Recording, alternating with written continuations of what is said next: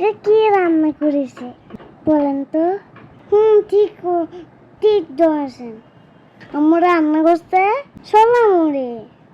দেখেন আম্মু কত মজা করে খাচ্ছে। এই তো আমারও খিদা লাগিয়ে গেল।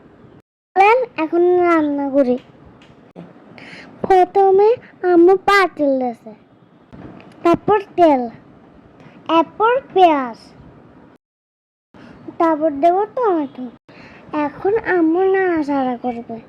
এখন এক চামচ লবণ দিলাম, পেঁয়াজ লবণ হতে না, এরপর দেবে আদা বাটা, তারপর হলুদ মরিচ আর জিরা। নাড়তে হবে।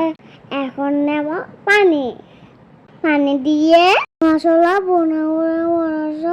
অপেক্ষা করতে হবে। এরপর দেব বিট লবণ। মশলা মাখা মাখা হইলে দিয়ে দেব বুট, সাথে আলু সিদ্ধ আর জাল জাল কাঁচা মরিচ। কি জাল! এরপর আরো নাড়তে থাকো। এরপর এখন পানি দেবো, আবার নাড়বো।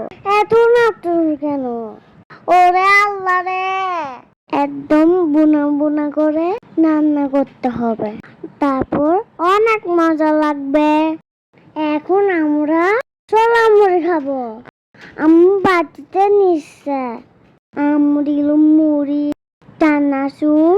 আপনারাও আম্মুর মতো রান্না করবেন, অনেক মজা হবে।